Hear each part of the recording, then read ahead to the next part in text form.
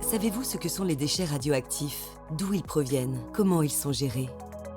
Pour répondre à vos questions, venez rencontrer les équipes de l'Andra, à Morvilliers dans l'Aube et à Bursaudron au centre de Meuse-Haute-Marne. Restauration disponible sur place. Plus d'informations sur andra.fr.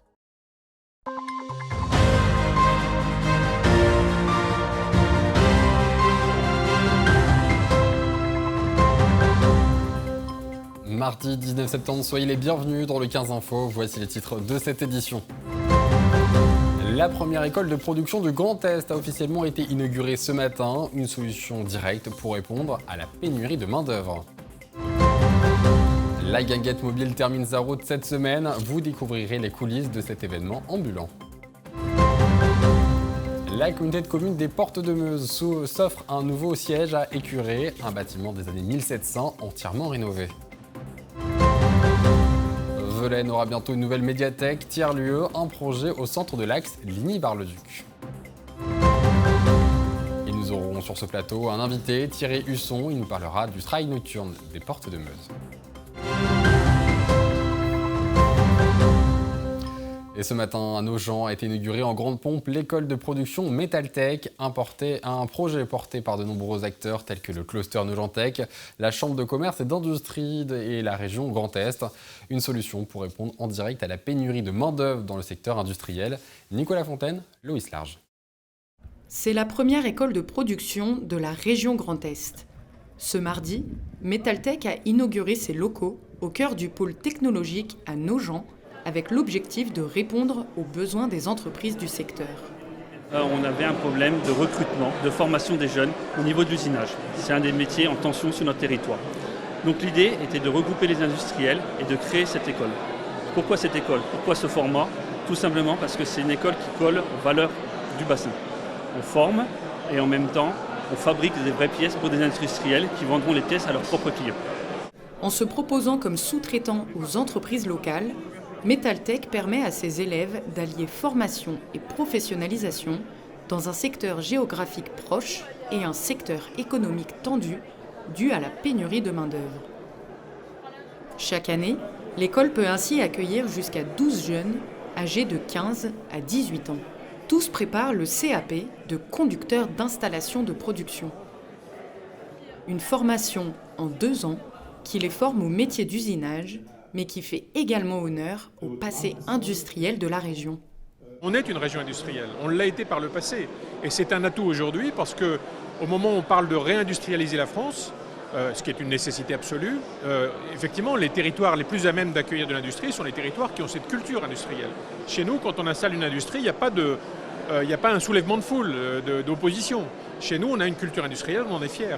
Et l'industrie de demain n'a rien à voir avec l'industrie d'hier, si ce n'est un certain nombre de savoir-faire, mais qui sont complètement adaptés à la donne nouvelle.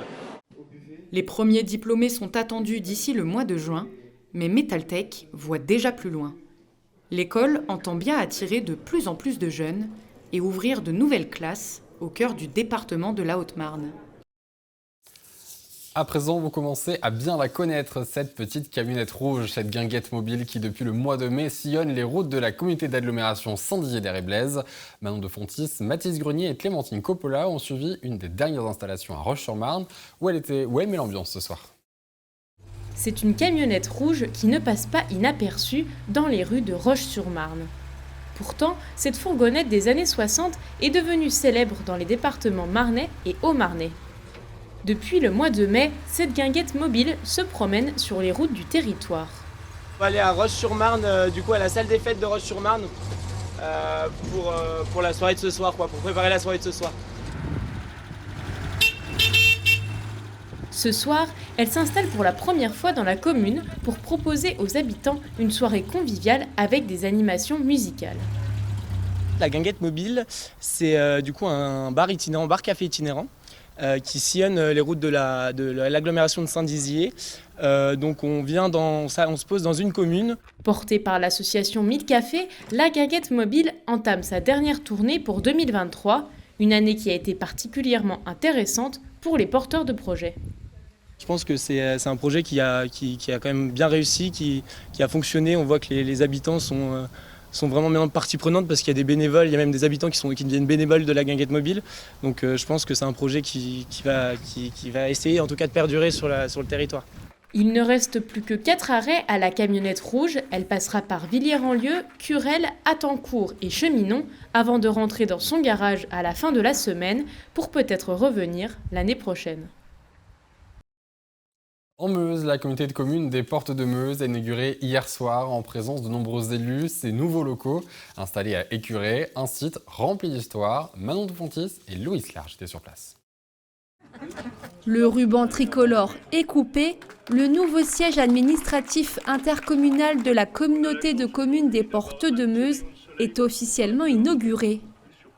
Désormais installés à Écuré, les 35 agents de la communauté de communes ont pris leur quartier dès le mois de juillet dans cet ancien logis abbatial inscrit à l'inventaire complémentaire des monuments historiques. Je trouve ça formidable de se dire que tous ces beaux bâtiments ne vont pas partir dans l'oubli. Et c'est un site qui est habité, c'est vraiment... On vient ici, on sent l'histoire, la nature, des vieux bâtiments qui sont très très beaux. Et ça, c'est vraiment une chance qu'on a tous les jours. C'était une volonté des 3 ex, lorsque nous avons fusionné, c'était donc 3 Codecom, Sceaux-et-Pertois, Val-d'Ornois, Haute-Sault, et les 3 présidents de l'époque, c'est-à-dire Stéphane Martin, Jackie Lemaire et moi-même, étions d'accord sur le fait que le siège social, siège administratif de la future Codecom serait implanté à Écuré. Alors, pourquoi Écuré ? Parce que d'une part, il y avait le bâtiment que l'on devait récupérer, on ne voyait pas d'autre issue que d'en faire un siège administratif. Donc tout était rassemblé pour faire quelque chose de bien. Et on voit aujourd'hui le résultat, c'est sensationnel. 3 ans de travaux ont donc été nécessaires pour redonner une seconde vie à cet édifice historique tombé en ruine au fil des années. Un chantier de 4 millions d'euros qui a d'ailleurs révélé quelques surprises, comme la présence sous les combles et dans les caves de chauves-souris, une espèce protégée en France. Avec les techniciens, on a travaillé pour leur dire finalement, de toute façon tout est écroulé, qu'est-ce que vous voulez, je ne peux plus les épargner, on va les protéger, on va travailler selon les bonnes saisons pour ne pas nuire quand elles viennent nicher ou ailleurs, mais surtout on va leur reconstituer des espaces en gros d'accueil où elles pourront venir hiberner ou nicher. Le site d'Écuré a encore de beaux jours devant lui, en écrivant dès à présent une nouvelle page de son histoire. Ce mardi matin, la commune de Velaines a dévoilé le nom de sa future bibliothèque tiers-lieu, l'Oiseau Lyre. Il s'agit de la première création de bibliothèque depuis 2015 dans le département de la Meuse.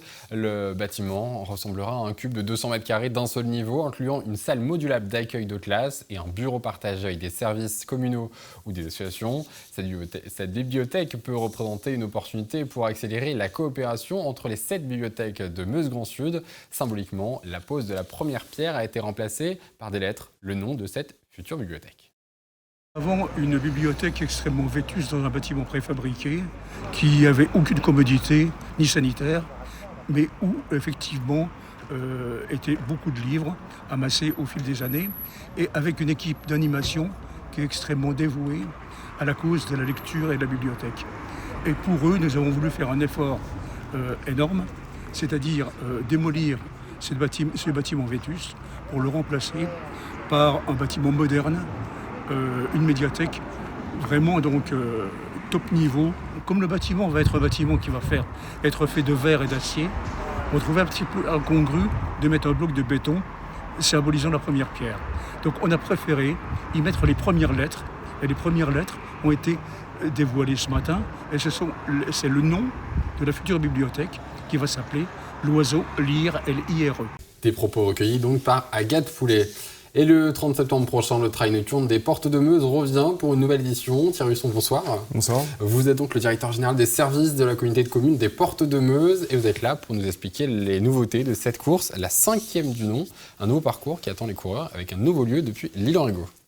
Oui, alors c'est vrai que quand les élus de la communauté de communes ont décidé de créer cet événement sportif et ce trail nocturne, il avait été décidé dès le départ qu'en fait l'événement devait bouger au niveau de la communauté de communes, ne devait pas rester sur le même site. On a fait 4 éditions qui sont très bien passées à Héronville, qui nous ont permis de développer l'événement, de le faire connaître. Et le comité de direction, composé à la fois d'élus, mais aussi de Réflexe Organisation qui nous aident dans le balisage et l'organisation, on a décidé cette année de modifier le parcours pour renouveler, pour proposer autre chose et pour proposer sur une autre partie du territoire, donc à l'île-Henrigot, des parcours pour tout niveau, afin de faire découvrir cette partie du territoire.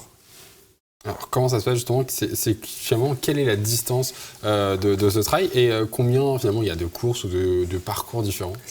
Alors on a un panel qui peut répondre à plusieurs types de coureurs, du plus petit, puisqu'on a des courses enfants qui commencent à partir de 6 ans.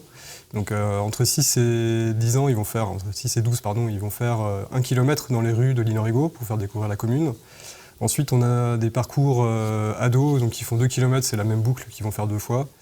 Et après, on a un parcours familial de 5 km qui va emprunter les mêmes parcours dans les rues de l'île-Henrigot, mais qui va aussi permettre aux coureurs de découvrir la forêt environnante du côté de Saudru, avant de revenir sur l'île-Henrigot. Ce parcours familial, c'est une course également, c'est une marche? Alors, c'est une course non chronométrée, donc en fait, les gens peuvent la faire en marchant, en courant, avec, sans enfants. Il y en a plusieurs sur les 2 dernières éditions, il y a aussi des déguisements, il y a des choses comme ça, donc c'est très sympa, c'est très populaire. Et la dernière, du coup, le trail? Alors il y en a 2, il y a deux courses plus sportives, on va dire, le 10 km qui en fait à peu près 11 cette année, parce qu'on s'est adapté aussi aux spécificités du parcours. 11 km avec à peu près 230 mètres de dénivelé, qui va nous permettre de visiter les communes de l'île-Henrigot, Saudru, Ville-sur-Sault. Et un 30 km qui, lui, va aller sur les forêts, notamment de Trémont, Briand-Barrois et Ville-sur-Sault, Saudru également. Voilà. Est-ce que ça s'adresse, du coup, ces courses, surtout le 30 km, à des personnes très chevronnées, du coup, qui ont l'habitude de ce genre de trail, ou au contraire, ça peut s'ouvrir quand même aux débutants? Alors sur le 30 km, on a tous les ans, on a à peu près les mêmes qui sont des coureurs qu'on connaît bien sur le secteur local, qui font les grandes courses du coin.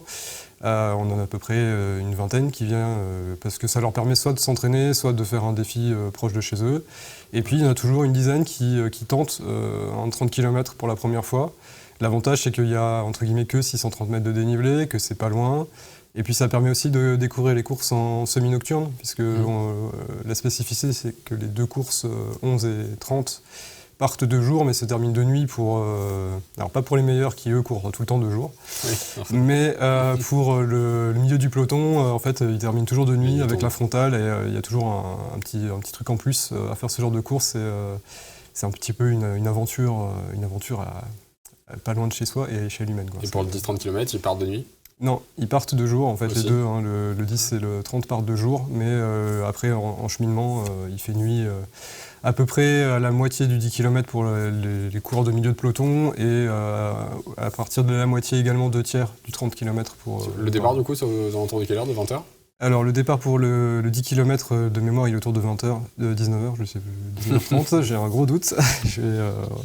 On verra ces infos. On verra ça plus tard. Mais en tout cas, entre 19 et 20h. Ok, entre très bien. 19 et 20h, en soirée, finalement, c'est vraiment... En soirée, oui, c'est ça. En fait, okay. C'est ça ce qui nous permet de faire vivre l'événement sur tout l'après-midi, avec les courses enfants qui débutent dans l'après-midi et qui se terminent le soir avec l'arrivée des derniers participants, souvent du 30, puisqu'ils partent plus tôt que le 10, mais il y a plus de distance à faire, donc ils arrivent plus tard. Aussi. Une arrivée qui se prépare en festivité, il y a des choses, des stands qui les attendent à l'île-Henrigot? Alors, il y a, pour tous les coureurs, en fait, pour tous les coureurs du 10 et du 30, il y a un repas de fin de course qui est compris dans le prix de l'inscription. Okay. Donc, ils ont un cadeau de bienvenue qui sera une bière ou un jus de fruits local. Et en plus de ça, ils ont un repas le soir qui va se prendre dans la salle des fêtes et qui permet en fait aux meilleurs d'attendre ceux qui arrivent. Et on fait la remise des prix généralement quand le dernier est arrivé pour que lui aussi puisse profiter un petit peu de ce moment-là, alors que sur les autres courses, d'habitude, c'est pas le cas. Non, on n'attend pas. Donc les modalités d'inscription, comme il nous reste encore quelques jours avant cette course, on peut toujours s'inscrire aujourd'hui? On peut toujours s'inscrire aujourd'hui. Il faut passer par le site One a Time. C'est un site c'est la personne qui fait le chronomètre, c'est ça. Et donc il faut s'inscrire directement sur son site et vous pouvez retrouver directement sur Google ou sur une autre barre de recherche One a Time, vous allez trouver directement. Ou en passant par le site internet de la Codecom, donc Comité de communes des Ports de Meuse, okay. Ou le Facebook du Trail des Ports de Meuse. Ok, super. Merci beaucoup Thierry Husson d'avoir partagé ces secrets d'avant-course avec nous. Le départ donc de la course le 30 septembre prochain à Lille-en-Rigaud, du coup, pour ce nouveau départ. Merci beaucoup. Merci à vous. C'est la fin de cette édition. Tout de suite, les prévisions météo de demain pour l'information demain. Et ce sera Agathe Poulet. Très bonne soirée à tous.